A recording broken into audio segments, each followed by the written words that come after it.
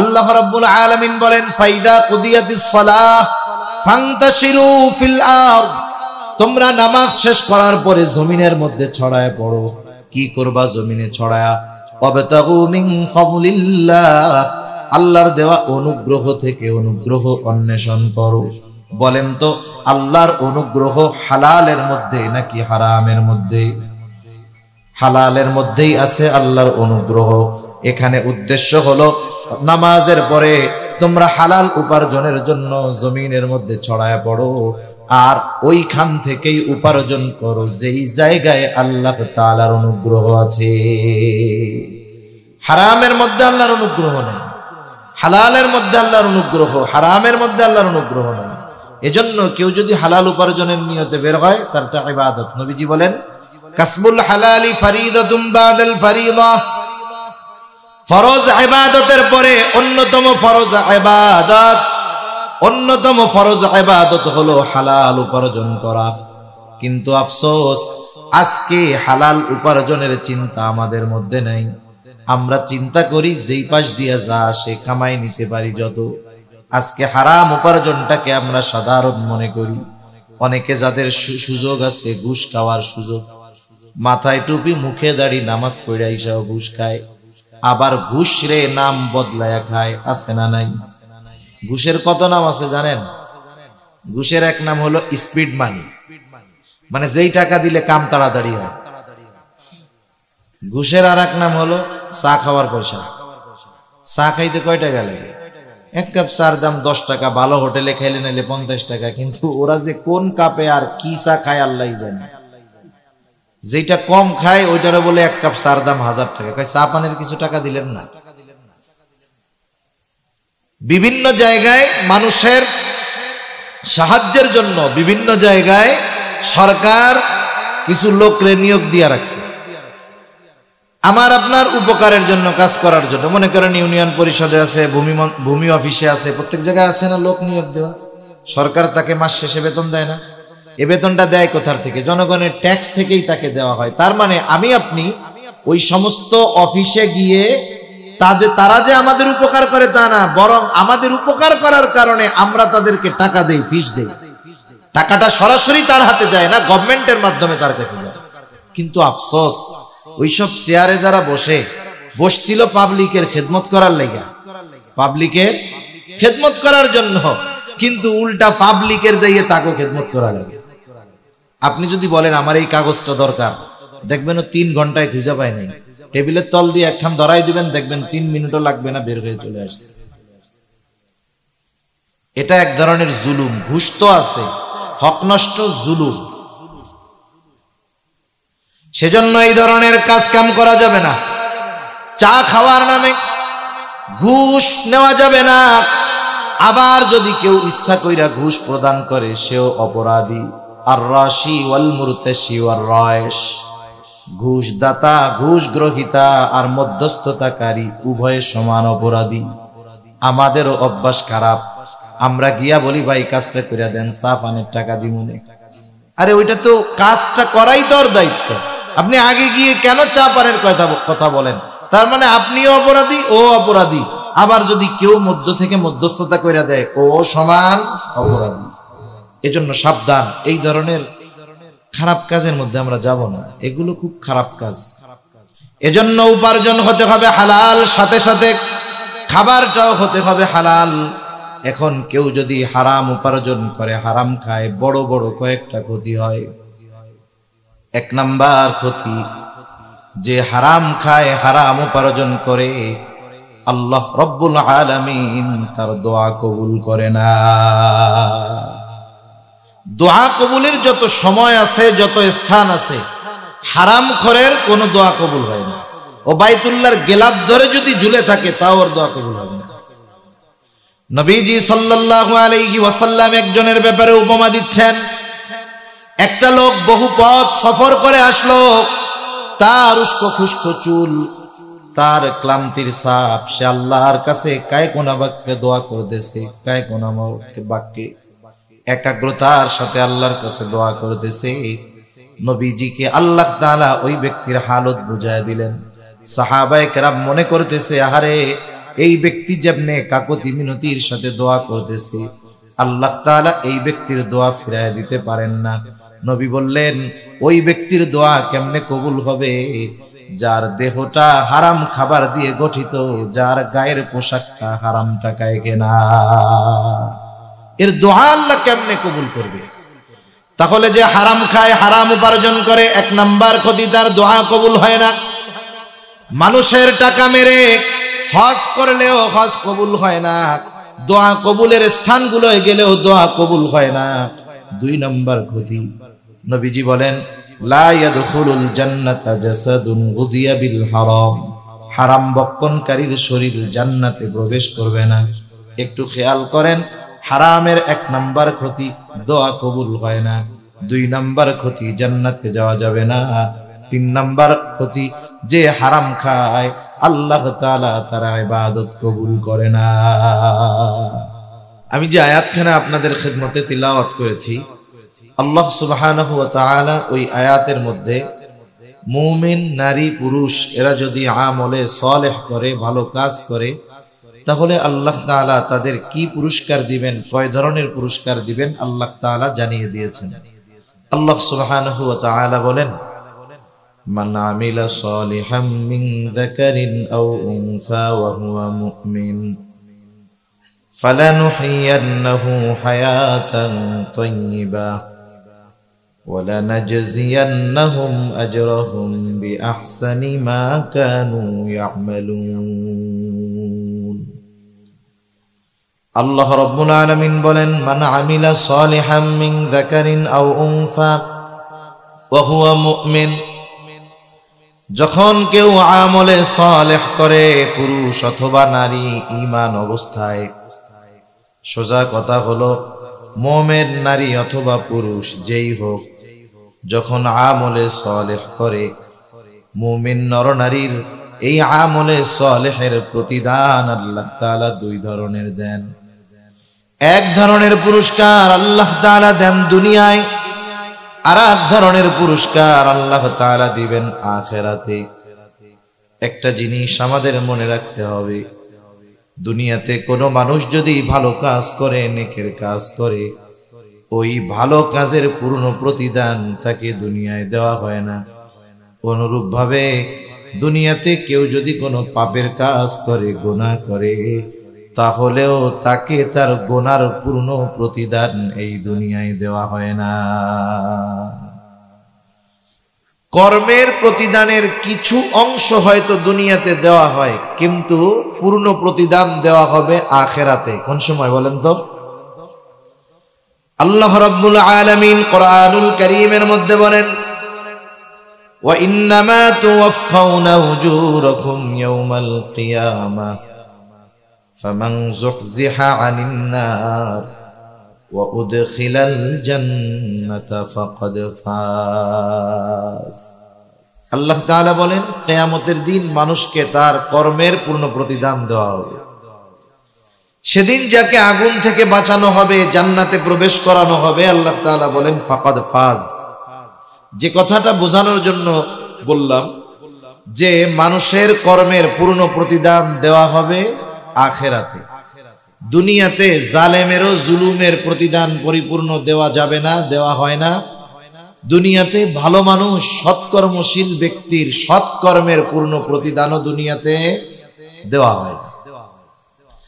তাহলে 2 ধরনের পুরস্কার যদি নারী পুরুষ উভয়ে লাভ করতে চায়, তাহলে ঈমানের সাথে আমলে সালেহ করতে হবে। আমি ঈমান সম্পৃক্ত আলোচনা করব না, ঈমান তো কম্পালসারি এক জিনিস। আমি যেই বিষয়টা বলবো আমলে সালেহ, আমলে সালেহ সৎ কর্ম, অর্থাৎ এমন আমল যেই আমল আল্লাহর কাছে কবুল হওয়ার যোগ্যতা রাখে। বলেন তো, দুনিয়াতে নামাজি অনেক আছে, কিন্তু সব নামাজির নামাজ কি আল্লাহ তাআলা কবুল করে? দুনিয়াতে প্রতি বছর লক্ষ লক্ষ মানুষ হজ করে, বলেন তো সব মানুষের হজ কি আল্লাহ কবুল করে নাকি? ইবাদত কবুল হওয়ার জন্য তথা আমলে সালেহ হওয়ার জন্য কিছু বিষয় স্মরণে রাখা জরুরি। যখন কোনো আমলের সাথে ওই বিষয়গুলো সম্পৃক্ততা পায়, ওই বিষয়গুলোর সম্পর্ক জোড়ায় দেওয়া যায়, আমল ছোট হলেও ওই আমল আল্লাহর দরবারে কবুল হয়ে যায়। আর ওই বিষয়গুলো যদি না থাকে তাহলে আমল যত বড় হোক আর যত বেশি হোক, আল্লাহ তাআলার কাছে ওই আমল গ্রহণযোগ্য হয় না, ওই আমল কবুল হয় না। আমল কবুল হওয়ার তথা আমলে সালেহ হওয়ার অনেকগুলো জিনিস দরকার। মূল কয়েকটা বিষয় আপনাদের সাথে একটু আলোচনা করি, কষ্ট হবে না তো ইনশাআল্লাহ? এই লাইট চোখের সামনে কোনো সময় দিতে হয় না, আমি আপনাদের ভালো মতো দেখতে পারি না, এতে চোখের সমস্যা হয়। দুই কর্নারে লাইট দিলে লাইটটা চোখের উপরে পড়ে না, এটা যখন পাড়ার আলো পড়ে তখন খুব ঝামেলা হয়। লাইট সেটিং এর সিস্টেম এরকম, দুই সাইডে অথবা উপরে, যাতে আমার চোখের দিকে না পড়ে, এটা পুরো আমার দিকে। এটা তো বিবাহ অনুষ্ঠানে সেটিং করলে ভালো হয়।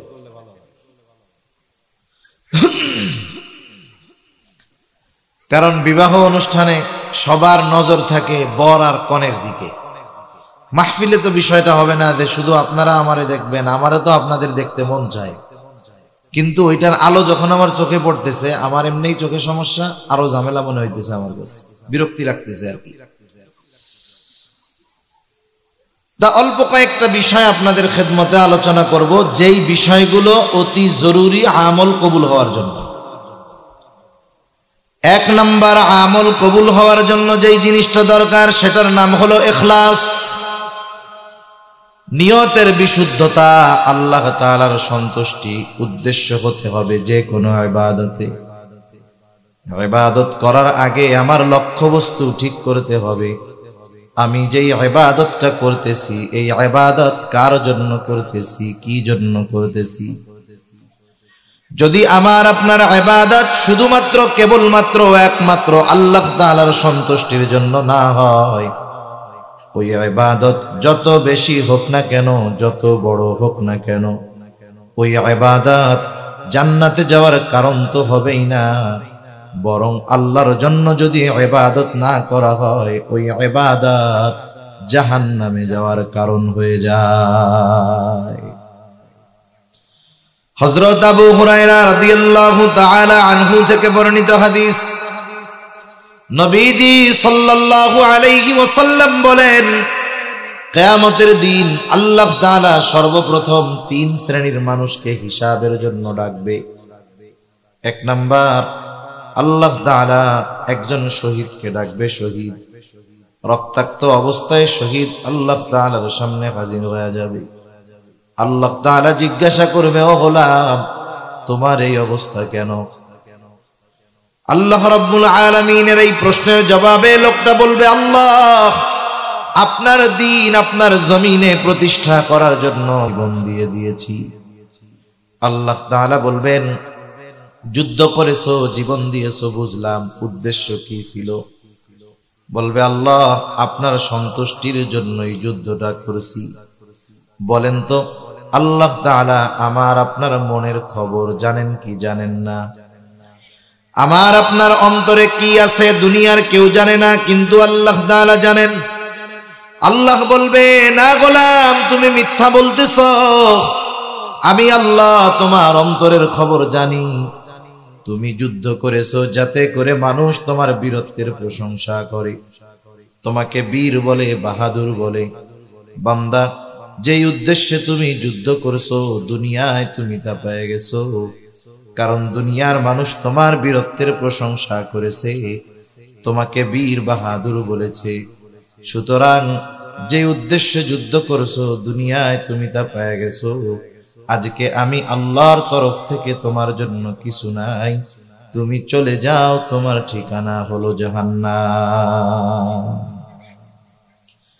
দুই নম্বরে আল্লাহ রাব্বুল আলামিন একজন দানবীরকে ডাকবে।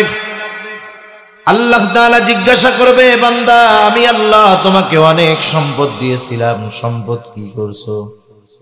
লোকটা বলবে, আল্লাহ, আপনার দেওয়া সম্পদ আমি দান করেছি, মাদ্রাসায় দিয়েছি, মসজিদে দিয়েছি।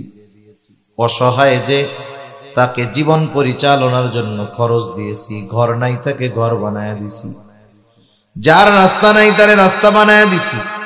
আল্লাহ তাআলা জিজ্ঞাসা করবে, উদ্দেশ্য কি ছিল? ওই লোকটা বলবে, আল্লাহ, শুধুমাত্র আপনার সন্তুষ্টির জন্যই করেছি। আল্লাহ তাআলা বলবে, না বান্দা, তুমি মিথ্যা বলতেছ, আমি আল্লাহ তোমার অন্তরের খবর জানি। তুমি দান করেছো যাতে করে মানুষ তোমার দানের প্রশংসা করে, তোমাকে দানবীর বলে। যে উদ্দেশ্যে দান করেছো দুনিয়ায় তুমি তা পেয়ে গেছো।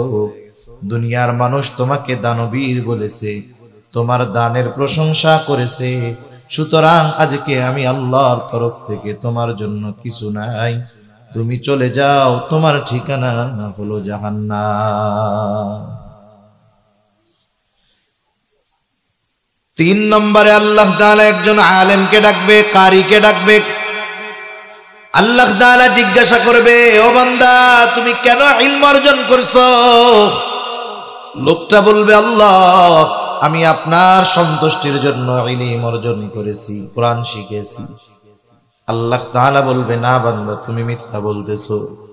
তুমি ইলম শিখেছো, কোরআন শিখেছো যাতে করে মানুষ তোমাকে আলেম বলে, হাফেজ বলে, কারি বলে, মুফতি বলে, মুহাদ্দিস বলে, শাইখুল হাদিস বলে, বড় ওয়াইজ বলে। বান্দা, তুমি যেই উদ্দেশ্যে কোরআন শিখেছো, ইলম শিখেছো, দুনিয়ায় তুমি তা পেয়ে গেছো। আজকে আমি আল্লাহর তরফ থেকে তোমার জন্য কিছু নাই, তুমি চলে যাও, তোমার ঠিকানা হলো চিরস্থায়ী জাহান্নাম। উনি ওনার কাজ করুক, আপনি এদিক খেয়াল করেন, লাইটটা একটু উপরে উঠাই দিলেই হবে। দেখেন, একজন মানুষ জীবন দিয়ে দেওয়া, এটা কি সাধারণ ব্যাপার নাকি?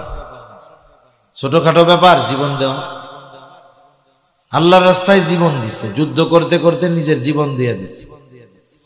কষ্ট করে উপার্জন করেছে সম্পদ, সেই সম্পদ মানুষের জন্য দান করে দিছে। সারা জীবন ডাইলের পানি খাইয়া এই ব্যক্তি আলেম হইছে। এত কষ্ট ত্যাগ স্বীকার করার পরেও এই বিষয়টা আল্লাহর জন্য না হওয়ার কারণে এটা তার নাজাতের কারণ হয় নাই, বরং জাহান্নামে যাওয়ার কারণ হয়ে গেছে। ঠিক কিনা বলেন? তাহলে ইবাদত যত বড় হোক, যত বেশি হোক, আল্লাহর সন্তুষ্টির জন্য যদি না হয়, বলেন তো ওই ইবাদতের কোনো দাম আছে নাকি? ওই ইবাদতের দাম তো নাই। শুধু ভ্যালুলেস তা না, বরং ওই ইবাদত জাহান্নামে যাওয়ার কারণ হয়ে যাচ্ছে। এজন্য আমরা আমাদের সকল ধরনের ইবাদত, ছোট হোক বড় হোক, কার জন্য করব? জবান খুলে বলেন, আর একটু জোরে বলেন, কার জন্য? আমি একজন মানুষকে সাহায্য করব আল্লাহর জন্য, একজনের সাথে ভালো আচরণ করব আল্লাহর জন্য। ছোট বড় যত ধরনের ইবাদত আছে সব আল্লাহর সন্তুষ্টির জন্য করব। ছোট ছোট ইবাদত যদিও হয়, যদি আল্লাহর জন্য হয়, ওই ইবাদত আশা করা যায় আমার আপনার নাজাতের কারণ হতে পারে। তাহলে ইবাদত কবুল হওয়ার 1 নম্বর শর্ত, যে কোনো ইবাদত ছোট হোক বড় হোক, উদ্দেশ্য হবে এই ইবাদত আমি কার জন্য করতেছি? আল্লাহর জন্য। মানুষকে দেখানোর জন্য করব না। কেন এটা? ভাই বন্ধই করে দেন, আপনি বন্ধ করে দেন, নিচেরটা বন্ধ করে দেন। বলেন তো, ইবাদতের একমাত্র হকদার কে? খিদা লাগছে নাকি আপনাদের? একটু জোরে বলেন, কার? ইবাদতের একমাত্র হকদার কে? আল্লাহ। এখন কেউ যদি ওই ইবাদত আরেকজনকে দেখানোর জন্য করে, তাইলে 1 নম্বরে আল্লাহর হক নষ্ট করে, আল্লাহর হক নষ্ট করে। 2 নম্বর, ইবাদতের সাথে অন্যর সন্তুষ্টি বা অন্যকে দেখানোর জন্য করার কারণে ইবাদতের মধ্যে শিরক হয়, আল্লাহর হক নষ্ট হয়, শিরক হয়। এখন ওই ইবাদত দিয়ে জান্নাতে যাওয়ার উপায় আছে? ওইটা তো জাহান্নামে যাওয়ার কারণ হবে। সেই জন্য ইবাদত কবুল হওয়ার তথা আমলে সালেহ হওয়ার 1 নম্বর উদ্দেশ্য যেটা, যে আমার আপনার ইবাদত হতে হবে আল্লাহর জন্য। 2 নম্বর, আমলকে যদি আমলে সালেহ হিসাবে পরিণত করতে হয়, সকল ধরনের ইবাদত হবে রাসূলুল্লাহ সাল্লাল্লাহু আলাইহি ওয়াসাল্লামের পদ্ধতিতে। গোটা দুনিয়ায় এমন কোন ইবাদত নাই যেই ইবাদতের পদ্ধতি নবীজি দেখায়া যান নাই অথবা বলেন নাই। এরকম কোন ইবাদত আছে যেটা নবীজি দেখায়ও যান নাই অথবা নবীজি ওই ইবাদতের পদ্ধতি বলেও যান নাই? এরকম কোন ইবাদত আছে? ইবাদত যত ছোট হোক আর যত বড় হোক, সব ইবাদতে নবীজির পদ্ধতি আছে। শুধুমাত্র বিবাহ শাদীর মধ্যে মনে হয় রাসূলুল্লাহর তরিকা নাই। বিবাহ শাদীর মধ্যে আছে। আমার আফসোস লাগে, গোটা বাংলাদেশের মধ্যে দুইটা জেলা সবচেয়ে উলামা ইকরামের পদাচারণা বেশি, আলেম ওলামা বেশি, ঘরে ঘরে আলেম। একটা হলো চট্টগ্রাম আর একটা হলো সিলেট। আমার আফসোস লাগে, এই দুই জেলার মধ্যে বিবাহ শাদীতে যেই পরিমাণ অপচয় হয়, এক বছরে দুই জেলায় বিবাহ উপলক্ষে যে খরচ হয়, বাকি 62 জেলায় ওই খরচ হয় না। সবচেয়ে বেশি অপচয় করে এই চট্টগ্রাম আর সিলেটের মানুষ বিবাহের মধ্যে। এই বিবাহতে মনে হয় নবীজির তরিকা নাই। আছে তো? তাহলে এই ধরনের কেন হয়? আকাশ চুম্বি, গগন চুম্বি ওই কাবিন নামার টাকা না লেখলে চিটাগাং আর সিলেটের মানুষদের ভাল লাগে না। বিবাহ শাদীর মধ্যে বিশাল আয়োজন। এক বাড়িতে বিবাহ সংগঠিত হইতে কয় ঘন্টা লাগে? 1 ঘন্টা লাগে। আরে ইজাব কবুল বুঝেন, বিবাহ হয় কিসের মাধ্যমে? সাক্ষী আছে, ইজাব কবুল, প্রস্তাব দিছে, কবুল বলছে, বিবাহ শেষ। এই বিবাহ সংগঠিত হওয়ার জন্য 2 মিনিটও লাগে না। কিন্তু যেই বাড়িতে বিবাহ হবে 2 মাস ধইরা ওই বাড়িতে বিবাহের আয়োজন টের পাওয়া যায়। গায়ে হলুদ, এই হলুদ, সেই হলুদ, এগুলো সব হিন্দুয়ানা প্রথা। হিন্দুদের কর্ম মুসলমানের ঘরে ঢুকছে। আফসোস লাগে, যেই ঘরে এই কর্ম চলতেছে হয়তো ওই ঘরে একজন আলেম নেই। এগুলারে আমরা কিছুই মনে করতেছি না। আমরা আরো ক্রেডিট মনে করি যে অমুকের বিবাহর চাইতে আমার বিয়ায় খরচ বেশি হয়েছে, আমার বিবাহেতে কাবিননামা বেশি লেখা হয়েছে। মনে রাখবেন, কেউ যদি সামর্থ্যের বাইরে কাবিন লেখা মনে মনে এই নিয়ত করে, আরে খাতা কলমে লেখছি, দেওন কি এত লাগবো নাকি, এই নিয়ত যদি করে, তাহলে সে তার স্ত্রীর সাথে যতবার মেলামেশা করবে প্রত্যেকবার তার জিনার গুনাহ হবে।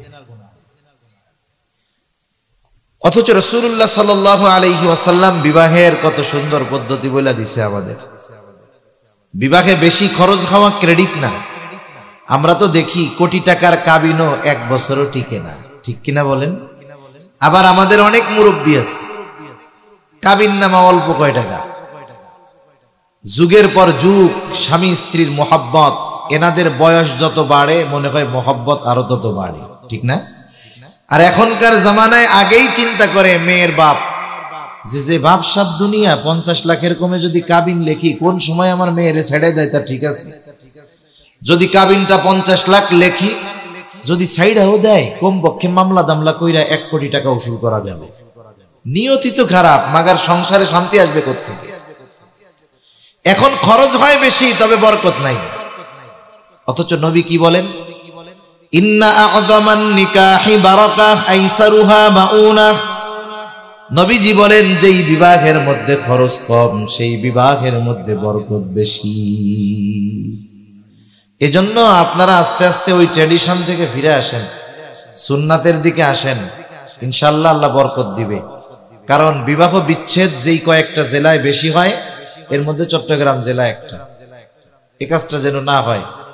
আপনারা যারা আছেন, বিবাহ শাদী দেওয়ার মতো লোক আছে অথবা যারা করবে, তারা দৃঢ় প্রতিজ্ঞাবদ্ধ হোক যে আমরা আমাদের বিবাহ এই পটিয়া মাদ্রাসায়, জিরি মাদ্রাসায় অথবা মসজিদে বিবাহ হবে, সুন্নাত তরিকায় হবে। কনে পক্ষের উপরে ওই বরযাত্রী খাওয়ানোর নামে এই জুলুম আমরা চাপায়া দিব না। 400-500 লোক আপনার আত্মীয় স্বজনের যদি এত খাওয়ার গলা হয়, আপনার টাকা দিয়ে খাওয়ান, আপনি মেয়ের বাপরে কষ্ট দেন কেন? আপনার আত্মীয় স্বজনের গলা যদি এরকমই হয়, না খাইলে ভরবে না, তাহলে আপনি আপনার আত্মীয় স্বজনকে খাওয়াবেন আপনার টাকা দিয়ে। আপনি কেন মেয়ে পক্ষের উপরে চাপায়া দেন? 15-20 প্রকারের আইটেম চাপায়া দেন। আবার বিবাহ শাদীতে যেই পরিমাণ অপচয় হয়, ইচ্ছা করে অপচয় করে অনেকে।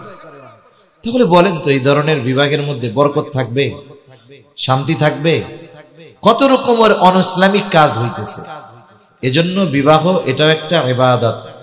নবীজিও বলেন যে আন-নিকাহু মিন সুন্নতি ফামান রাগিবা আন সুন্নতি ফালাইসা মিন্নি। বিবাহ আমার সুন্নাত, যে আমার সুন্নাতকে অস্বীকার করলো সে আমার দলভুক্ত নয়। তাহলে এই বিবাহ নামক এই ইবাদতটাকে আমরা রাসূলের তরিকায় করতে পারবো না ইনশাআল্লাহ? আমরা চেষ্টা করব, হিম্মত করব। আরে ভাই, আপনি হয়তো দিনের উপরে চলার জন্য ছেলেটারে আত্মীয় স্বজন দাওয়াত না দিয়ে সুন্নাত তরিকায় বিবাহ দিবেন। আত্মীয়রা হয়তো আপনার উপরে অসন্তুষ্ট হবে, হয়তো কিছুদিন কথা বলবে না, কিন্তু তারা যদি দিনের উপরে চলার কারণে রাগ হয় হোক, কারণ আমাদের সম্পর্কর ভিত্ত এইটা যে আমরা আল্লাহর জন্য ভালোবাসতেও পারি, আল্লাহর জন্য ভাইকে দুশমনও বানাতে পারি, ঠিক কিনা বলেন? এই নীতি উসুলের উপরে যতক্ষণ আমি আপনি না যাব, পরিপূর্ণভাবে দিন মানা সম্ভব না। তাহলে যে কোনো ইবাদত হবে রাসূলুল্লাহ সাল্লাল্লাহু আলাইহি ওয়াসাল্লামের তরিকায়, রাসূলের পদ্ধতিতে। রাসূলুল্লাহ সাল্লাল্লাহু আলাইহি ওয়াসাল্লামের পদ্ধতি ছাড়া কোনো ইবাদত, শুধু তাই না, এই ইবাদত কত গুরুত্বপূর্ণ। কোরআনুল কারীমের মধ্যে আল্লাহ তাআলা ৮২ স্থানে নামাজের কথা বলেছে। কোন বিষয় গুরুত্বপূর্ণ হওয়ার জন্য আল্লাহর ৮২ বার বলা লাগে না, একবার বললেই যথেষ্ট। কোরআনুল কারীমের একটা মুআজিজা হলো, একই বিষয় একই কারণে বারবার আল্লাহ তাআলা উল্লেখ করেন নাই। এই যে ৮২ জায়গায় নামাজের কথা, এই জায়গায় কমপক্ষে ৮২টা উদ্দেশ্য আছে। একই উদ্দেশ্যে একই কথা বারবার আল্লাহ বলেন নাই। ৮২ বার যে নামাজের কথা আছে, এখানে কমপক্ষে ৮২টা উদ্দেশ্য আছে আল্লাহ তাআলা। তা ৮২ বার নামাজের কথা আল্লাহ তাআলা কোরআনে বলেছেন, কত গুরুত্বপূর্ণ এক ইবাদত। বলেন তো নামাজ কেমনে পড়তে হবে কোরআনুল কারীমের মধ্যে আছে? নাই। আপনি যদি গোটা দুনিয়ার সব মুফাসসিরে কোরআনদেরকে একত্রিত করে বলেন, আল্লাহ তাআলা যেই কোরআনের মধ্যে নামাজের নির্দেশ দিয়েছে, শুধুমাত্র সেই কোরআনের মধ্য থেকেই আমাদেরকে 2 রাকাত ফজরের সুন্নাত নামাজের পদ্ধতিটা বাইর করে দিবেন। নবীজির হাদিস দেখা যাবে না, সুন্নাত দেখা যাবে না। গোটা দুনিয়ার সব মুফাসসির যদি একত্রে কিয়ামত পর্যন্ত হায়াত পায়, চেষ্টা করে নবীজির সুন্নাত, নবীজির হাদিস বাদ দিয়া 1 রাকাত নামাজ কেমনে পড়তে হবে এই পদ্ধতি বাহির করতে পারবে না। নামাজের আদেশ করেছেন আল্লাহ, ওই নামাজ কেমনে পড়তে হবে শিখিয়েছেন মুহাম্মাদুর রাসূলুল্লাহ। এই জন্য নবীজি সাল্লাল্লাহু আলাইহি ওয়াসাল্লাম জানায় দেন, নামাজ কিভাবে পড়বা, আমাকে যেভাবে নামাজ পড়তে দেখো সেইভাবে নামাজ পড়ো। নবীজি শিখিয়েছেন নামাজ, আদেশ করেছেন আল্লাহ, নামাজ শিখাইছেন মুহাম্মাদুর রাসূলুল্লাহ। কোরআনুল কারীমের মধ্যে রুকুর কথা আছে, ওয়ারকাউ মা'আর রাকিঈন, তোমরা রুকুকারীদের সাথে রুকু করো। রুকু অর্থ ঝুঁকা, ঝুঁকে পড়া। এখন কতটুকু ঝুঁকতে হবে, কিভাবে ঝুঁকতে হবে, এই কথা বিস্তারিত আল্লাহ তাআলা বলেন নাই। নবীজি প্র্যাকটিক্যাল রুকু কেমনে করতে হবে, কতটুকু ঝুঁকতে হবে, কতটুকু মাথা নোয়াতে হবে, কতটুকু সমান থাকবে, এই বিষয়গুলো পরিপূর্ণ আমাদের শিখিয়েছেন মুহাম্মাদুর রাসূলুল্লাহ। এজন্য নবীজির কিছু সুন্নাত আছে যেগুলো ফরজ, কিছু সুন্নাত আছে ফরজ, কিছু সুন্নাত আছে সাধারণ সুন্নাত, কিছু সুন্নাত আছে যেগুলো ওয়াজিব। তাহলে যে কোনো ইবাদতের পদ্ধতি হবে মুহাম্মাদুর রাসূলুল্লাহ সাল্লাল্লাহু আলাইহি ওয়াসাল্লামের। 3 নাম্বার, ইবাদত আল্লাহর দরবারে কবুল করানোর জন্য যেই ইবাদত করবে সেই ইবাদতের মাসলা মাসাইল গুলো জানতে হবে।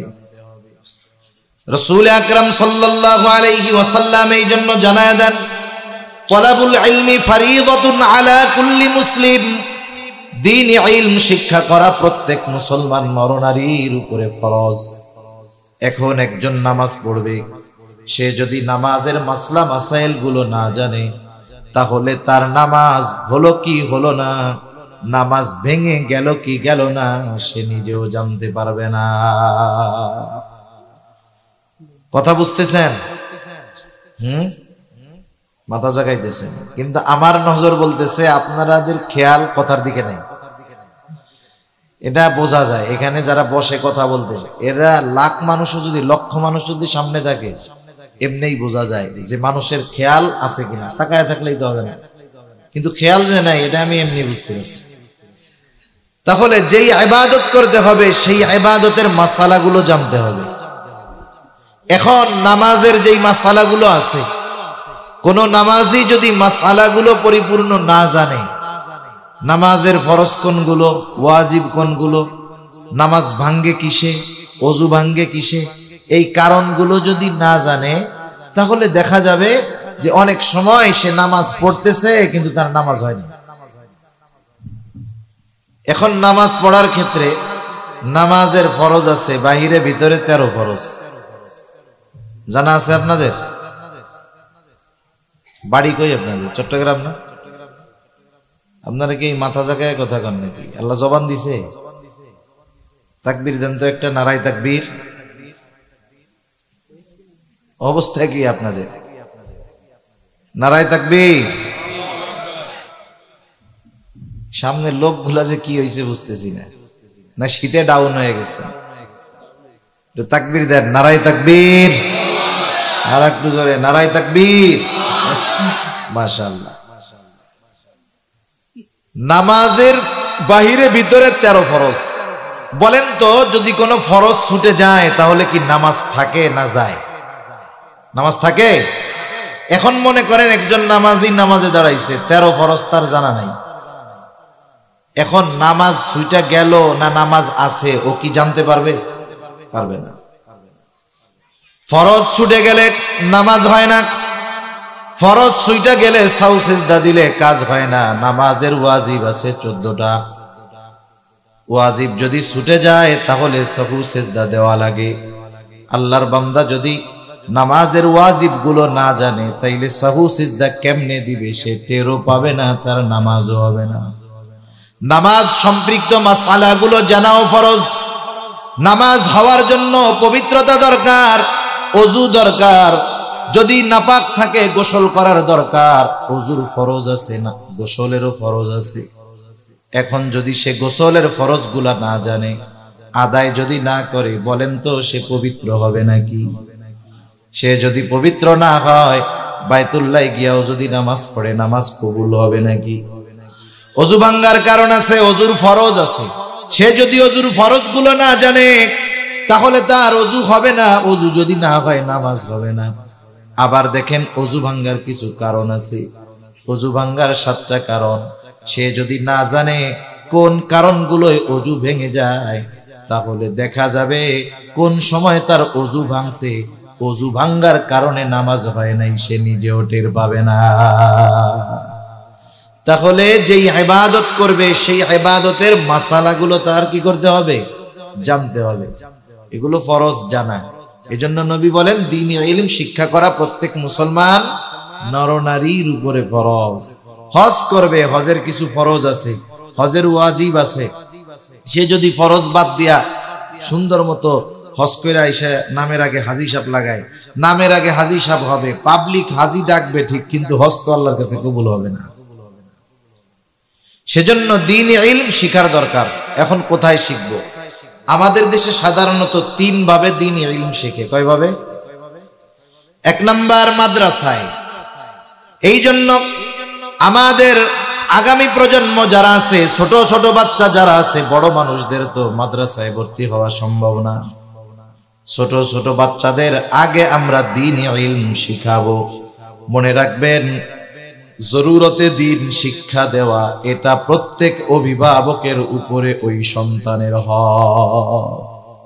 আপনি যদি আপনার ছোট বাচ্চাকে, আপনার অধীনস্থ যারা আছে এদেরকে যদি জরুরতে দ্বীনের যেই জ্ঞান অপরিহার্য ফরজ, এই পরিমাণ দ্বীনি ইলম যদি আপনি আপনার সন্তানকে না শেখান, 1 নম্বরে সন্তানের হক নষ্ট করলেন।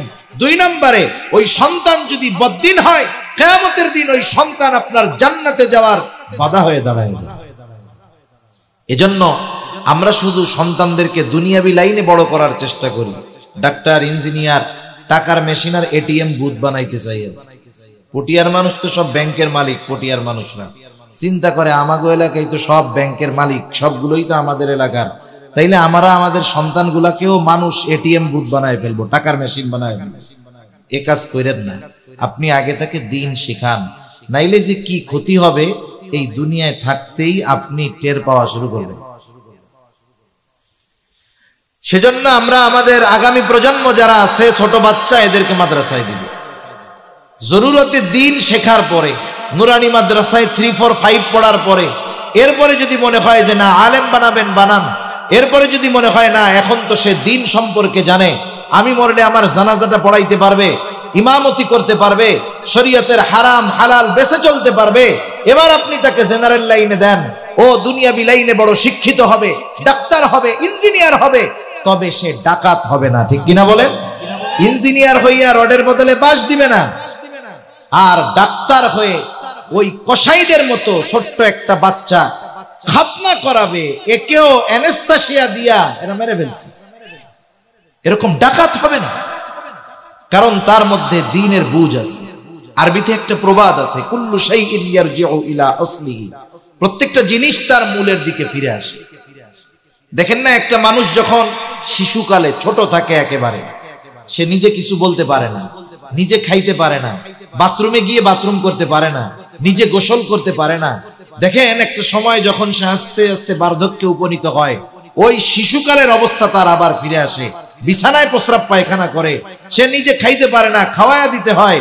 দেখেন এমন জিনিসটা হলো, ওই বাচ্চাকে যখন দিন শিখাবেন, ও যেখানেই যাক না কেন, যত পাপাচারের মধ্যে যাক না কেন, আশা করা যায় ভিত্তিমূলক দ্বীনি শিক্ষা হওয়ার কারণে ওই বাচ্চা এক সময় দ্বীনের দিকেই ফিরে আসবে ইনশাআল্লাহ। সেজন্য 1 নাম্বার হলো দ্বীন শিক্ষার জায়গা হলো মাদ্রাসা, 2 নাম্বার হক্কানি পীর মাশায়েখের খানকা, এটাও একটা সময় দ্বীন শিক্ষার একটা জায়গা ছিল। 3 নাম্বার হলো দাওয়াত ও তাবলীগ, যারা মুরব্বী হয়ে গেছে, বুড়ো হয়ে গেছে, বয়স হয়ে গেছে, মাদ্রাসায় যাওয়ার সুযোগ নেই, এই মানুষগুলো দাওয়াত ও তাবলীগে মেহনত করে সময় দিয়ে তারা জরুরতে দ্বীন তথা দ্বীনের উপরে চলার জন্য যতটুকু জ্ঞান দরকার উলামায়ে কেরামের সান্নিধ্যে থেকে সেগুলো শিখে আসবে। একটু সময় নিয়ে বের হবে, 1 চিল্লা 2 চিল্লা 3 চিল্লা দিবে, এতে ফায়দা কি হবে? যদি উলামায়ে কেরামের সাথে যায়, তাহলে নিজের যতটুকু প্রয়োজন, নিজের যতটুকু জরুরত, এই লম্বা সময় যেহেতু দুনিয়ার কোনো কাজ নাই, বাড়ির কাজ নাই, ঘরের কাজ নাই, বাজারে যাওয়া লাগে না, দোকানপাটে যাওয়া লাগে না, এই সময়টাতে এই 3-4 মাসের মধ্যে মোটামুটি দ্বীনের উপরে চলার জন্য যা তার দরকার ইনশাআল্লাহ আশা করা যায় সে শিখে আসতে পারবে। এজন্য আপনাদের একটা দাওয়াতও দেই, এই যে আগামী মাস 2, 3, 4 উলামায়ে কেরামের তত্ত্বাবধানে বিশ্ব ইজতেমা হবে। আমাদের যাদের সুযোগ আছে, যুবক হোক, তরুণ হোক আর বৃদ্ধ হোক, যাদের সুযোগ আছে, সময় আছে, একটু হিম্মত করে নিয়ত করে বের হয়ে যাবেন যে আমি 1 চিল্লায় যাব, 2 চিল্লায় যাব, 3 চিল্লায় যাব। আপনি যান, আল্লাহর রাস্তায় গেলে এর ফায়দা আপনার বুঝে আসবে, এর উপকার বুঝে আসবে। মনে করেন অনেকে আমরা সময় থাকার পরেও অবহেলা করি, সময় দেই না। বলেন তো আল্লাহ না করুক, যদি আমি অসুস্থ হয়ে যাইতাম, আমার যদি হাত পা ভেঙে যাইতো, আমার তো 6 মাস বিছানায় পড়ে থাকা লাগতো কি লাগতো না? এজন্য অতি জরুরি কাজ যাদের নাই, এখন থেকেই একটু মানসিকভাবে প্রস্তুতি নেন যে আমরা 1 চিল্লা 2 চিল্লা 3 চিল্লা যে যেরকম পারি সময় দিব ইনশাআল্লাহ। দেওয়া যাবে না ইনশাআল্লাহ? আল্লাহ তৌফিক দান করুন। তাহলে যে কথা বলতেছিলাম, আমলে সালেহ হওয়ার জন্য 1 নাম্বার শর্ত হলো ইখলাস, 2 নাম্বার শর্ত হলো সুন্নাত, 3 নাম্বার শর্ত হলো ইলম, তথা যেই আমল করবে সেই আমলের ব্যাপারে পরিপূর্ণ জ্ঞান অর্জন করবে। 4 নাম্বার ইবাদত কবুল হওয়ার অন্যতম শর্ত হলো হালাল খাবার। হালাল খাবার, হালাল খাবার ছাড়া ইবাদত কবুল হয় না। আল্লাহ রাব্বুল আলামিন হালাল খাবারের ব্যাপারে কতটা গুরুত্ব দিয়েছেন। হালাল খাবার যেমন জরুরি, সাথে সাথে হালাল উপার্জনটাও জরুরি। উপার্জনও হালাল হতে হবে, খাবারও হালাল হতে হবে। উপার্জন হারাম, খাবার যদি হালাল হয় কাজ হবে না। উপার্জন হালাল, খাবার যদি হারাম হয় কাজ হবে না। উপার্জনও হালাল হতে হবে, খাবারটাও হালাল হতে হবে। অনেক মানুষ আছে হারাম উপার্জন করে, ওইটা নিয়ে টেনশন নাই, কিন্তু হালাল খাবারের ব্যাপারে বড় সতর্ক। আছে না এরকম? হালাল উপার্জনের ব্যাপারে কোনো টেনশন নাই, অথচ কেউ যদি হালাল উপার্জনের নিয়তে, হালাল খাবারের নিয়তে, হালাল উপার্জনের নিয়তে কেউ যদি বের হয়, কোনো কাজ করে, নিয়ত যে আমি এই কর্মের দ্বারা হালাল উপার্জন করব, তাহলে ওই উপার্জনটাও, ওই কর্মটাও ইবাদত হিসাবে তার আমলনামায় যোগ হবে। সুবহানাল্লাহ। হালাল উপার্জনের জন্য আল্লাহ বের হইতে বলছে। আল্লাহ তাআলা বলেন, فَإِذَا قُضِيَتِ الصَّلَاةُ فَانتَشِرُوا فِي الْأَرْضِ وَابْتَغُوا مِن فَضْلِ اللَّهِ। আল্লাহ রাব্বুল আলামিন বলেন, فَإِذَا قُضِيَتِ الصَّلَاةُ فَانتَشِرُوا فِي الْأَرْضِ। তোমরা নামাজ শেষ করার পরে জমিনের মধ্যে ছড়ায় পড়ো। কি করবা জমিনে ছড়ায়া? وَابْتَغُوا مِن فَضْلِ اللَّهِ, আল্লাহর দেওয়া অনুগ্রহ থেকে অনুগ্রহ অন্বেষণ করো। বলেন তো, আল্লাহর অনুগ্রহ হালালের মধ্যে নাকি হারামের মধ্যে? হালালের মধ্যেই আছে আল্লাহর অনুগ্রহ। এখানে উদ্দেশ্য হলো নামাজের পরে তোমরা হালাল উপার্জনের জন্য জমিনের মধ্যে ছড়ায় পড়ো, আর ওইখান থেকেই উপার্জন করো যেই জায়গায় আল্লাহ তাআলার অনুগ্রহ আছে। হারামের মধ্যে আল্লাহর অনুগ্রহ নেই, হালালের মধ্যে আল্লাহর অনুগ্রহ, হারামের মধ্যে আল্লাহর অনুগ্রহ নেই। এজন্য কেউ যদি হালাল উপার্জনের নিয়তে বের হয়, তারটা ইবাদত। নবীজি বলেন, কাসবুল হালালি ফরিদাতুম বাদাল ফরিদা। ফরজ ইবাদতের পরে অন্যতম ফরজ ইবাদত, অন্যতম ফরজ ইবাদত হলো হালাল উপার্জন করা। কিন্তু আফসোস, আজকে হালাল উপার্জনের চিন্তা আমাদের মধ্যে নাই। আমরা চিন্তা করি যেই পাশ দিয়ে যা আসে কামাই নিতে পারি যত। আজকে হারাম উপার্জনটাকে আমরা সাধারণ মনে করি। অনেকে যাদের সুযোগ আছে ঘুষ খাওয়ার সুযোগ, মাথায় টুপি, মুখে দাড়ি, নামাজ পড়ে আইসাও ঘুষ খায়। আবার ঘুষ রে নাম বদলায়া খায়। আছে না নাই? ঘুষের কত নাম আছে জানেন? ঘুষের এক নাম হলো স্পিড মানি, মানে যেই টাকা দিলে কাম তাড়াতাড়ি হয়। ঘুষের আর এক নাম হলো চা খাওয়ার পয়সা। চা খাইতে কয় টাকা লাগে? এক কাপ চার দাম 10 টাকা, ভালো হোটেলে খাইলে নিলে 50 টাকা। কিন্তু ওরা যে কোন কাপে আর কি চা খায় আল্লাহ জানে। যেটা কম খায় ওইটারও বলে এক কাপ চার দাম 1000 টাকা। কয় চা পানের কিছু টাকা দিলেন না? বিভিন্ন জায়গায় মানুষের সাহায্যের জন্য বিভিন্ন জায়গায় সরকার কিছু লোকরে নিয়োগ দিয়ে রাখছে, আমার আপনার উপকারের জন্য, কাজ করার জন্য। মনে করেন ইউনিয়ন পরিষদে আছে, ভূমি অফিসে আছে, প্রত্যেক জায়গায় আছে না লোক নিয়োগ দেওয়া। সরকার তাকে মাস শেষে বেতন দেয় না? এ বেতনটা দেয় কোথার থেকে? জনগণের ট্যাক্স থেকেই তাকে দেওয়া হয়। তার মানে আমি আপনি ওই সমস্ত অফিসে গিয়ে তারা যে আমাদের উপকার করে তা না, বরং আমাদের উপকার করার কারণে আমরা তাদেরকে টাকা দেই, ফিস দেই। টাকাটা সরাসরি তার হাতে যায় না, গভর্নমেন্টের মাধ্যমে তার কাছে যায়। কিন্তু আফসোস, ওইসব চেয়ারে যারা বসছিল পাবলিকের খেদমত করার লাগা, পাবলিকের খেদমত করার জন্য, কিন্তু উল্টা পাবলিকের যাইয়ে তাকে খেদমত করা লাগে। আপনি যদি বলেন আমার এই কাগজটা দরকার, দেখবেন ও 3 ঘন্টায় খুঁজে পায় নাই। টেবিলের তল দিয়ে একখান ধরাই দিবেন, দেখবেন 3 মিনিটও লাগবে না, বের হয়ে চলে আসছে। এটা এক ধরনের জুলুম। ঘুষ তো আছে, হক নষ্ট, জুলুম। সেজন্য এই ধরনের কাজ কাম করা যাবে না। চা খাওয়ার নামে ঘুষ নেওয়া যাবে না। আবার যদি কেউ ইচ্ছা কইরা ঘুষ প্রদান করে, সেও অপরাধী। আর রাশি ওয়াল মুরতাশি ওয়ার রায়শ, ঘুষ দাতা, ঘুষ গ্রহীতা আর মধ্যস্থতাকারী উভয়ে সমান অপরাধী। আমাদেরও অভ্যাস খারাপ। আমরা গিয়া বলি ভাই কাজটা কইরা দেন, চা পানের টাকা দিমুনে। আরে ওইটা তো কাজটা করাই তোর দায়িত্ব। আপনি আগে গিয়ে কেন চা পানের কথা বলেন? তার মানে আপনিও অপরাধী, ও অপরাধী। আবার যদি কেউ মধ্য থেকে মধ্যস্থতা কইরা দেয়, ও সমান অপরাধী। এজন্য সাবধান, এই ধরনের খারাপ কাজের মধ্যে আমরা যাব না। এগুলো খুব খারাপ কাজ।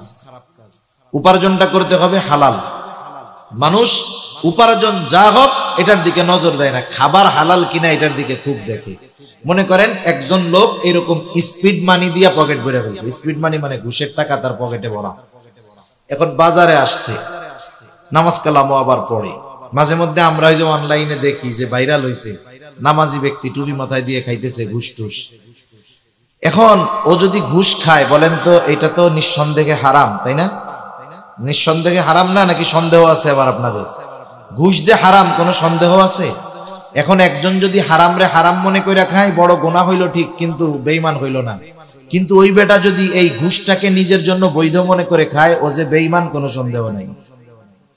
এদেশের অনেক মানুষ আছে এই ঘুষটাকে তারা বৈধ মনে করেই খায়। আর পাবলিক কি করবে? ওরে তো না দিলে কাজ হবে না, উপায় নাই, বাধ্য হয়ে দেয়। এখন ওই ঘুষের টাকা তার পকেটে ভরা, টাকাটা তো হারাম কোনো সন্দেহ নেই। এখন বাজারে আসছে, বাজারে এসে দেখি বড় একটা গরু জবাই হয়েছে। বড় গরুর গোস্ত ছোট গরুর গোস্তের চাইতে একটু মজা বেশি। গরুর গোস্তের স্বাদই ভিন্ন রকম। আমরা হইলাম এরকম মুসলমান যে গরুর গোস্ত না খাইলে আমাদের নিজেদেরকে মুসলমান মুসলমান মনে হয় না। এখন গরুর গোস্ত কেনার জন্য কসাইয়ের কাছে গেছে। আপনারা হয়তো জানেন, কসাই যত বড় গরু হোক, ওদের সিস্টেম আছে, 2-3 জনে মিলে ওই বড় গরুরে জবাই দিয়ে ফেলে। আর কোরবানির সময় এক গরু আমরা 15 জন ধরি, এরপরে অর্ধেক জবাই দেওয়ার পরে ওই গরু লাফ দিয়ে উঠে যায় আমাদের হাত থেকে। আমাদের কৌশল জানা নাই। এখন ওই লোক ওয়াজের মধ্যে শুনছে যে হালাল প্রাণীর গোস্ত যদি ইচ্ছা কইরা যদি কোনো হালাল প্রাণী জবাই দেওয়ার সময় আল্লাহর নাম বাদ দেওয়া হয় ইচ্ছা কইরা, তাইলে ওই হালাল প্রাণীর গোস্ত আর হালাল থাকে না। এখন কসাইরে গিয়ে জিজ্ঞাসা করতেছে, এই নামাজ কালাম তো পড়ো না, উল্টা পাল্টা তো কইরা বেড়াও, এই যে গরু যখন জবাই দিছিলা বিসমিল্লাহ কইছিলা? আল্লাহর নাম কি বলছিলা? কসাইও তো চালাক কম না, বলে চাচা এ মাসালা আমি খুব ভালো জানি। আমি জানি যদি ইচ্ছা কইরা বিসমিল্লাহ বাদ দেই তাইলে গরুর গোস্ত হারাম হয়ে যাবে। আমি এত বোকা না কাকা, নামাজ কালাম পড়ি না, এই শাস্তি আল্লাহ আমারে দিতেও পারে, ইচ্ছা করলে মাফও করে দিতে পারে। কিন্তু আমি যদি ইচ্ছা কইরা বিসমিল্লাহ বাদ দিয়া এই গরুর গোস্ত সবাইরে খাওয়াই, যতজন হারাম খাবে সবার গুনাহ হবে, আমার জান্নাতে যাওয়ার কোনো উপায়ও থাকবে না। আমি ঠিক মতোই বিসমিল্লাহ বইলাই এটা জবাই দিছি। আচ্ছা, তাইলে তো গরুর গোস্ত হালাল আছে, কোনো সন্দেহ নাই। এইবার বলে দাও আমারে 10 কেজি গোস্ত দাও। সুন্দর মতো হালাল 10 কেজি গোস্ত নিয়ে পকেট থেকে যেই টাকাটা দিছে সেটা কি গন্ধ? বিষয়টা হইল, হারাম টাকা দিয়ে যদি কেউ হালাল কিনে, এটাও হারামের মতো। এটাও কিসের মতো? হারামের মতো। কেউ যদি ভালো জিনিস, একজন জমজম পানি নিয়ে আসছে সৌদি আরব থেকে, জমজমের ফজিলত শুইনা ও চিন্তা করছে পানি তো চাইলে দিবে না, তাহলে চুরি করে খেয়ে ফেলি। বলেন তো, পানি ঠিকই জমজমের খাইলো, কিন্তু কামটা কি হইছে? সওয়াব হইছে? গুনাহ হইছে না? এই যে টাকাটা আনছে ওটা অন্যের হক নষ্ট করে আনছে। এখন ও যে হালাল জিনিস কিনলো, ও তো হালাল টাকা দিয়ে কিনে নাই, ওটাও হারামের মতো। এজন্য উপার্জন হতে হবে হালাল, সাথে সাথে খাবারটাও হতে হবে হালাল। এখন কেউ যদি হারাম উপার্জন করে, হারাম খায়, বড় বড় কয়েকটা ক্ষতি হয়।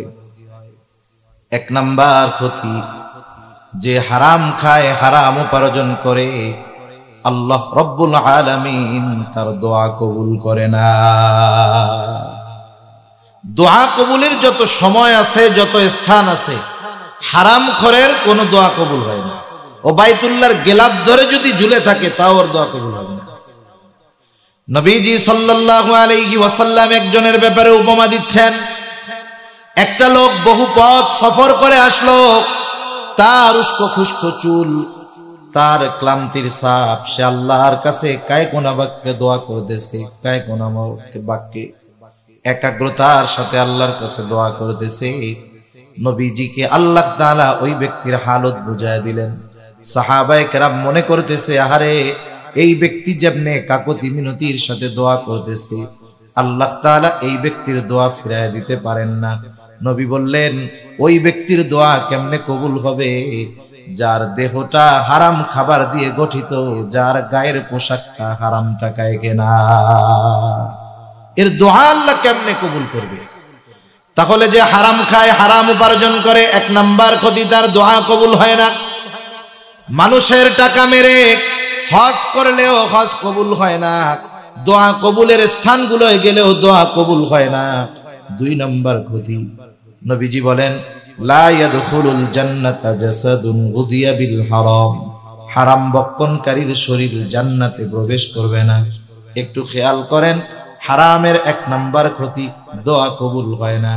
2 নাম্বার ক্ষতি, জান্নাতে যাওয়া যাবে না। 3 নাম্বার ক্ষতি, যে হারাম খায় আল্লাহ তাআলা তার ইবাদত কবুল করে না। আল্লাহ তাআলা কোরআনুল কারীমের মধ্যে বলেন, ইয়া আইয়ুহার রাসূলু কুলু মিনাত তাইয়্যিবাতি ওয়া'মালু সালিহা।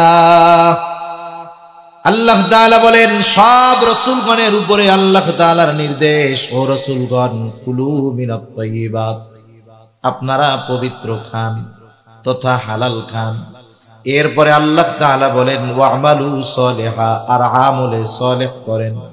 বুজুর্গানে দ্বীন উলামায়ে কেরাম বলেন, এর দ্বারা এই বিষয়টা স্পষ্ট হয়ে যায়, যার খাবার পবিত্র নয় তথা যার খাবার হালাল নয়, তার আমল কখনো আল্লাহর দরবারে কবুল হবে না। 4 নাম্বার ক্ষতি, কেউ যদি হারাম রে হালাল মনে করে, সে জান্নাতে তো যাবেই না, বরং সে বেঈমান হবে। কেউ যদি সুদের টাকারে হালাল মনে করে, ঈমান থাকবে না যাবে? আমাদের দেশে কত মানুষ আছে কষ্ট করে উপার্জন করে, লাস্টে শেষ বয়সে এসে হারাম খায়া খায়া মরে। একজন লোক মনে করেন সে চাকরিকালীন সময় ইবাদত বন্দেগী করার টাইম পায় না, ঘুষ টুসও খায় না, যতটুকু তার বেতন ততটুকু দিয়ে কষ্টে মষ্টে সংসার পরিচালনা করে। এইবার ওই লোকটার চাকরিকালীন সময় শেষ, চাকরিকালীন সময় শেষ, এখন সে মসজিদ থেকে আর বাহিরই হয় না। আগে মসজিদে ঢুকতে পারতো না, এখন মসজিদ থেকে কি হয় না, বাহির হয় না।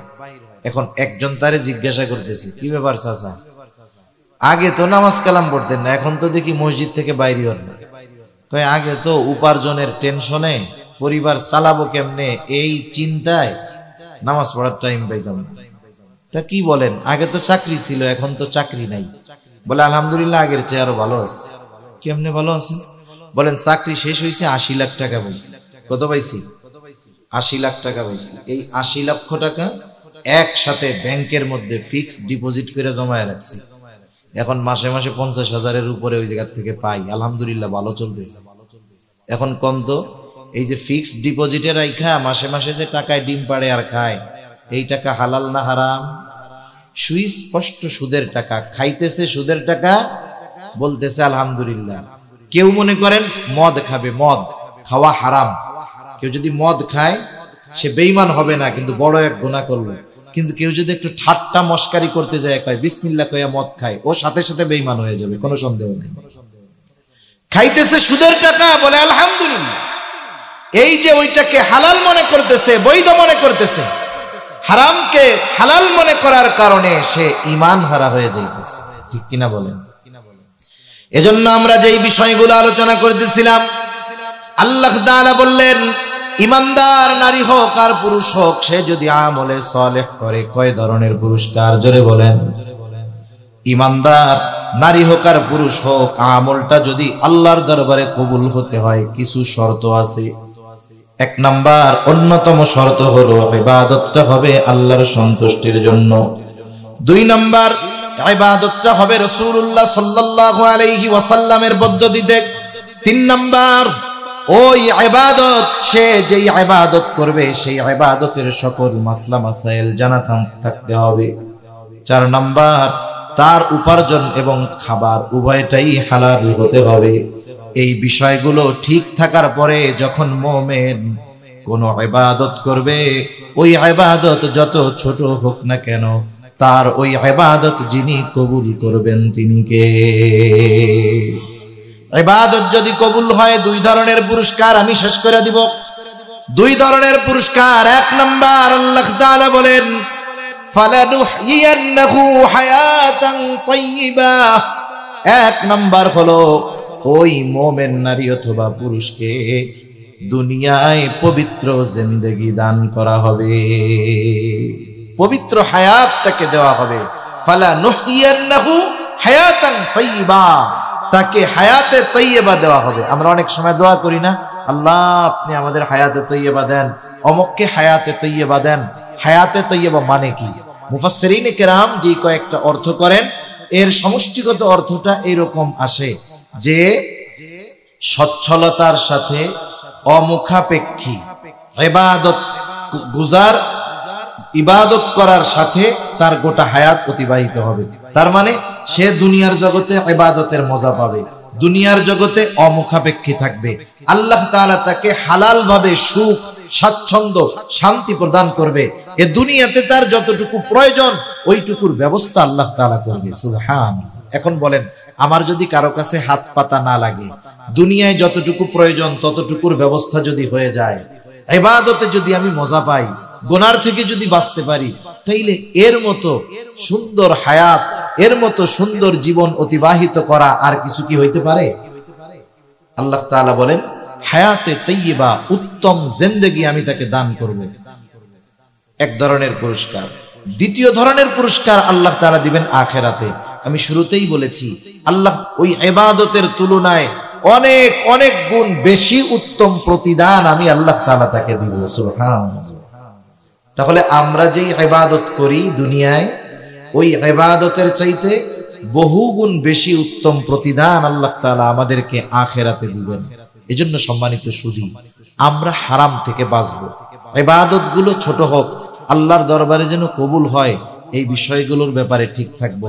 মনে রাখবেন, হারাম এমন এক জিনিস, বিশেষ করে খাবার উপার্জন, এটা এমন এক জিনিস যে এটার কারণে আমার উপরে শুধু প্রভাব পড়ে তা নয়, এটার কারণে আমার পরবর্তী জেনারেশনের উপরেও প্রভাব পড়ে। হালাল খাবারের কথা আসলো, বইলাই দেই। আপনারা যারা সোশ্যাল মিডিয়ায় ফেসবুক টেসবুক আছে, দেখবেন কয়দিন ধরে একটা ছবি আমরা দেখতেছি যে একটা পেজ থেকে এরকম ছাড়ছে যে এই মাসে মূল লাগো 20 কেজি গরুর মূত্র, গোমূত্র আর গোবর খাওয়াইছি। এরকম ছবি কেউ দেখছেন আপনারা? দু একজন দেখছেন কিনা জানি না। এটা খুব আকারে এখন চলতেছে। তার মানে কি বোঝা গেল? আমরা যে মিষ্টি খাই অমুসলিমদের দোকান থেকে, মুরব্বীদের মুখে খালি শুনতাম যে গরুর মূত্র দেয়, মাঝে মধ্যে গোবর দেয়, এখন ওরা নিজেই এটার স্বীকৃতি দিচ্ছে যে এটা আমরা দিয়া মুসলমানদের খাওয়াই। একটা হলো স্বাভাবিক গায়রাত এক জিনিস, রুচিশীলতা এক জিনিস, আর একটা হলো ইমানি গায়রাত। অমুসলিম হিন্দুদের দোকান থেকে মিষ্টি কেনা খাওয়া জায়েজ আছে, এটা হলো সাধারণ মাসালা। কিন্তু আপনি যদি জানেন বা নিশ্চিত হন যে ওই খাবারের সাথে আপনাকে আমাকে নাপাক মিশায় খাওয়ানো হয়, তখন কি খাওয়া যাবে? সব জায়েজের উপরে আমল করা যায় না। অনেক জায়েজ আছে, ওই ধরনের জায়েজ কাজ করতে গেলে রুচিতে বাঁধে। একটা উদাহরণ দিই, কষ্ট নিয়ে নেই। একজন মনে করেন থুতু ফালাইছে এই জায়গায়, নিচে, এই নিচেই ফালাইলো থুতু। বলেন তো থুতু কি হারাম নাকি? থুতু কি হারাম? যদি হারাম হইতো তাইলে তো কত গিলি আমরা রোজার মাসেও খাই। থুতু যেটা মুখে আসে, মাত্রাতিরিক্ত যদি না হয়, স্বাভাবিক যেটা আসে ওটা গিললে রোজা ভাঙে না। এখন থুতু যদি হারামই হইতো তাইলে তো রোজা ভেঙে যাইতো, গুনাহ হইতো।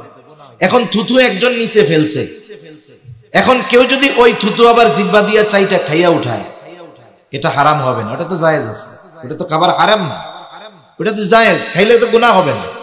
কিন্তু বলেন তো, এই জায়েজ কাজ যদি আপনারে আমারে 1000 টাকা দিয়া বলে, হুজুর আসছেন ঢাকা থেকে এত কষ্ট করে, এক কাজ করেন, এই জায়গায় আপনার থুতু ফালান, আবার একটু জিহ্বা দিয়ে চাইটা খান, আপনার 2000 টাকা হাদিয়া দিন না। এটা আমি জীবনেও করব না, আপনাদের কেউ দিলে করবেন? জায়েজ কাজ তো 2000 টাকা কামাই হইব। তাহলে কিছু জায়েজ কাজ আছে যেটা করতে রুচিতে বাঁধে।